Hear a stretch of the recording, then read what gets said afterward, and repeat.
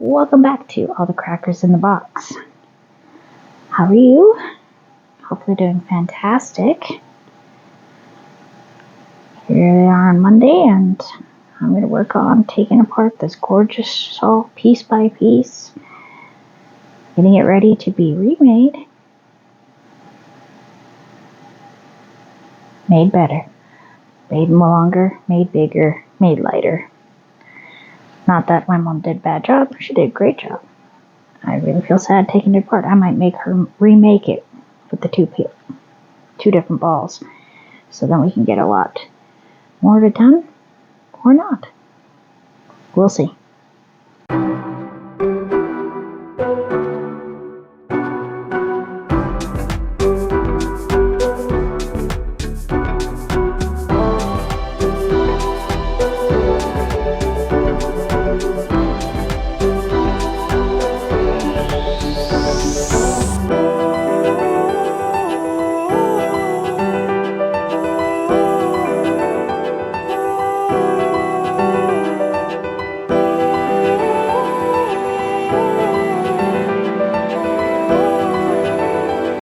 Alright, so we missed out on a giant knot that I found that she had just crocheted around. I don't know what happened there, but I think she got a tangle and just got frustrated and just continued on and left it. It was a big lump.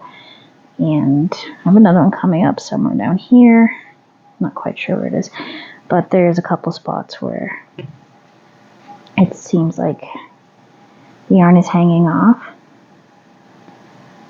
I'm not sure why. I'll find out when I get there. This is probably just a little bit of a leftover of that giant knot. When I say giant, it took me almost 45 minutes to get it out. It was quite the challenge. But I'm up for a knot challenge. Oh, okay, that's not even. Okay, so this is something I haven't talked about before, is sometimes they create a loop. Right here, see this little loop up at the top here? This is not a knot. This is the company tying your threads together.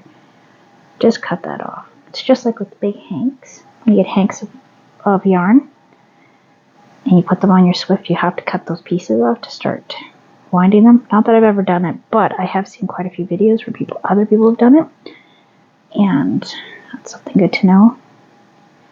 Love to get my hands on some hand-dyed wool yarn. Whatever, I'm not too picky. Just hand-dyed big hanks. I'd love to try that out. Oh dear. Getting a little stuck there. Sorry if I sound a little stuffy. I think my allergies are not having a good time. You just want to use a gentle touch when you're finding these little hang-ups. This cotton will quite often break if you're not too careful. See, now it's just coming apart, no problem. You don't want to get it too far ahead because it will tangle the clump. It's so fine.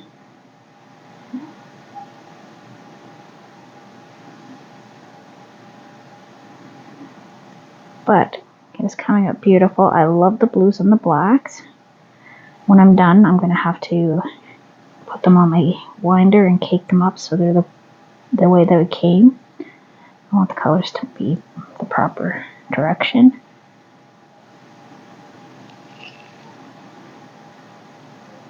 There we go. Gorgeous, gorgeous, gorgeous. Love it when it just smoothly comes together. This is pretty darn smooth. And compared to the first one, my purple and green Dahlia Mad Scientist from Hobie, taking that one apart, I ended up with a lot of clumps because I didn't know any better, so it was trial by error. I still worked out. I still got what I wanted. I was still able to make what I wanted to make with it. This weekend was a weekend full of fun and joy. Yes, I got a brand new washer and dryer. Because ours died in our apartment here, so they replaced it because that is part of our rent. I was very happy to see something new. Ooh, look at that blue on that black. I really like the two colors together. Anyways, so they didn't go crazy and get me a used one or anything. They got me a brand new set, and it is gorgeous. Manuals, everything. All the appliances are slowly being replaced. They are well over 12, 13 years old and quite used. Like, I still had a big stab mark in it. And my fridge that I originally had was put together from 3 other fridges that had broken over the years, and they just put all the pieces into mine and called it Franken fridge. So that's pretty cool. My dishwasher still works like a charm, and my microwave had its fuse replaced, so that was fine. I was willing to just have them fix my washing machine, but the guy said it was leaking transmission fluid. I didn't know they had transmissions, but apparently they do. And it was leaking all over the place, so they put a pan under it and just said, we're just not going to bother, we're just going to get into a whole new one. And I don't own them, so not my choice. But I will be taking good care of this set, just like I do with any of the other appliances. I don't like having to replace them. I think it's a big to-do, waiting 2 weeks for my washing machine. And a lot of laundry to do. Now I don't know how to use it. It is water consumption is less, the power consumption is less. It weighs your loads and decides how much it's going to need to use, and I'm really excited about it. The laundry came out really soft and clean, so that made me very happy. Pardon me. Sorry, my nose got a little bit weird there. All day, I have been totally fine. Totally fine. I sit down to make a video and my nose starts getting all stuffed up. Talk about weird. Okay. Oh, come on. So my mom pulled out a couple magazines for me to look at today. Some old Crochet Worlds. I'd have to go grab them to tell you what date. We'll look at them in another video this week. There's a couple things that I am quite loving and I'd like to make. One of the upcoming projects that I've decided to do this weekend is, they're called a circular poncho. And they start off in the back with a circular motif. They look very similar to like older doilies and things like that. And there's circles and there's puffs and there's all sorts of fun parts. You go around and around and around. Then you have a neck, and then you go around and around again, if that makes any sense at all. So you got the circle, then you do your neck up here, and then you go around both. So the front ends up being short and the back becomes quite long. And I was looking for these patterns for a couple really nice ones. I found only one on YouTube, which I probably will make first, but I'm going to make it in a kid size for my eldest daughter, I think. I think I have the right yarn for that for fall. And I want to do one for myself, but I want to try it in one of the other older doily or tablecloth lace styles. I don't know, I have a few that I really liked. There's this adorable star one I'd like to do too. It's a circle star. So you got the big star shape and then you got a circle around it. So that would work. I don't know, I'm really intrigued by this pattern, and I went on Ravelry and somebody had made a whole list of a whole bunch of really cute ones. And they're all, for some reason, discontinued. It was crazy. I was like, okay, well, some other lovely person had taken step-by-step pictures on each step on how to make one of these. So I think I can handle this. So we're going to have an adventure of figuring out a pattern by using other pieces of other patterns and all sorts of other things. Like, it's just going to be a whole hodgepodge and come up with something super interesting. I think that these crochet worlds come from the 90s. I'm going to assume so. The 90s or the early 2000s. They don't look old enough to be the 80s. Those ones I think are in my closet. But you can never go wrong with all sorts of different outlets to find patterns and stuff, like stuff in the library. I've gotten free stuff off of Amazon. Just all sorts of weird places that you can get them. Sometimes they're just screenshots off of Facebook even. Sometimes people just put like the schematics. That's what I like to call them, because they look like schematics. Like, if you just look at it and you don't know how to read it, those line patterns can be quite intimidating. I've always found them intimidating, but I think I've got it figured out. I do have a cheat sheet on my computer telling you what most of the time what the symbols stand for. Like, this is a double crochet. This is a triple double. It's like, okay, I can do this. I can follow this map now. I don't know, one day it just suddenly clicked. I was reading it written out and referring to the layout too, and it just suddenly made sense to me out of nowhere. I went to sleep one night not knowing how to do it. The next day I woke up and I was like, wow, I totally get this now. And sometimes it's like that with any skill. And I'm just super proud of myself for that. Because I was super intimidated. Like, super. Like, Superman super. I'm so funny. So, on Saturday this weekend, I had a nice movie afternoon with my girls. And we watched a couple movies that they've never seen, that I've just been dying to share with them, and both of them enjoyed them very much. I don't think the 3-year-old liked the second one as much, but the first one was a home run. They were super into it. We watched the classic movie Labyrinth with David Bowie and Jennifer Connelly and all the wonderful Muppets. So they really liked that. We walked through it together. Nothing was too much for them, because I was reminding them these are puppets.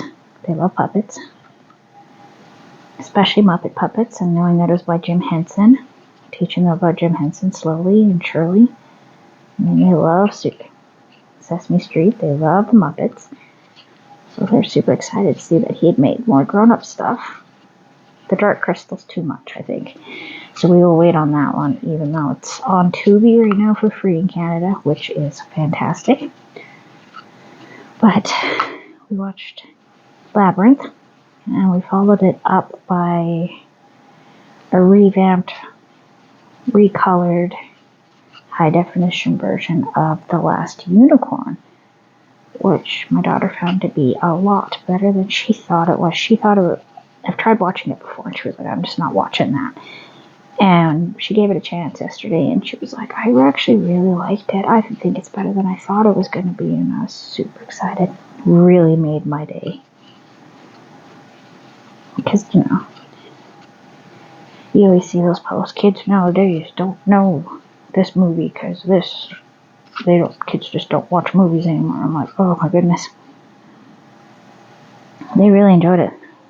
Really had a nice time. We haven't had a movie day for quite some time where we watch more than one movie and everybody just sits and watches the movies and hangs out. We colored pictures, we played Legos while we watched it, and I worked on my straps that never seem to end. I'm still working on those straps. It's probably because it's a tough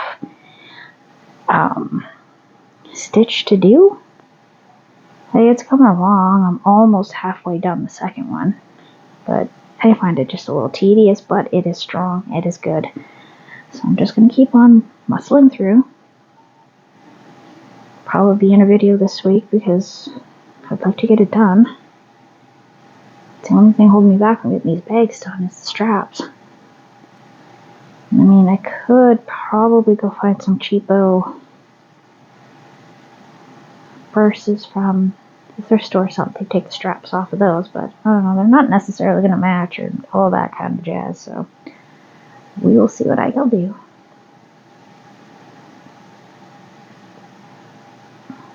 Ah, there's that piece. See how that's hanging out? I am not going to have fun with that part, but I might. It might surprise me and be super easy. The other one was not. I don't know what she was doing there. She's not sure what she was doing. It was quite a while ago. She wanted to try this out. She thought it would work out, and it's beautiful. She did an amazing job. I mean, look at these guys. They are so fantastic. Gorgeous. Gorgeous work. Just not quite the right material and not quite enough of it. And we didn't have enough for her to finish off the top edging, so it's just kind of rough. And she was really mad about it, so she put it away and was just like, I'm not doing this anymore. And I was like, okay, we will have to come back to this one later then, I guess. And I understand that frustration, I really do. You work so hard to get something done, and you get to a point where it's just not working now. That is not fun.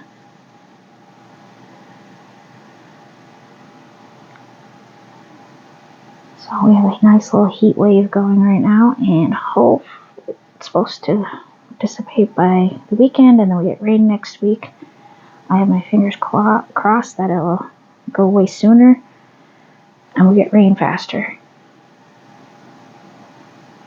And I know a lot of people saw the Northern Lights this week, and I slept through them. I seriously got a bunch of extra sleep this weekend, and it was lovely and glorious, and I'm super happy about it.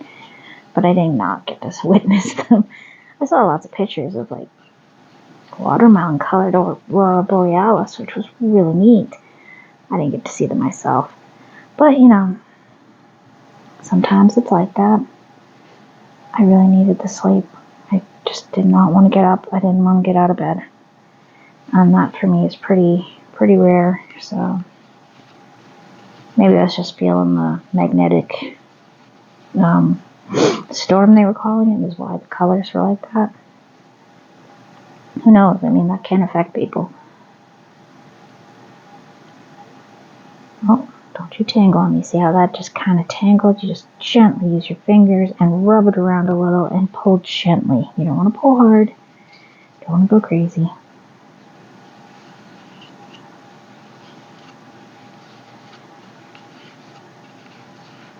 And just keep going.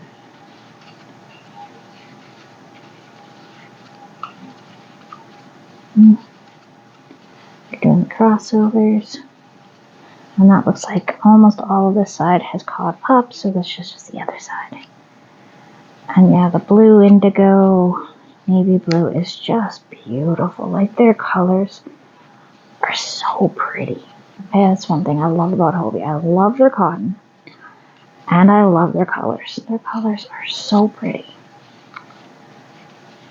I know some people don't like them, and that's okay. You don't have to. I know I like them. So that's what matters most, is what I'm going to use and what I'm going to enjoy. I mean, honestly, I'm not the biggest fan of Simply Soft. I think it's pretty. The shine to it is gorgeous. I think it's soft, which is gorgeous. I just find that it's a little splitty for me. And that's just how I've had it work out for me. But I do like it, but at the same time, if I'm going to use it, I know it's going to be a challenge. Anyways, thanks for joining me here at All the Crackers in the Box. I'll see you again really soon. Bye.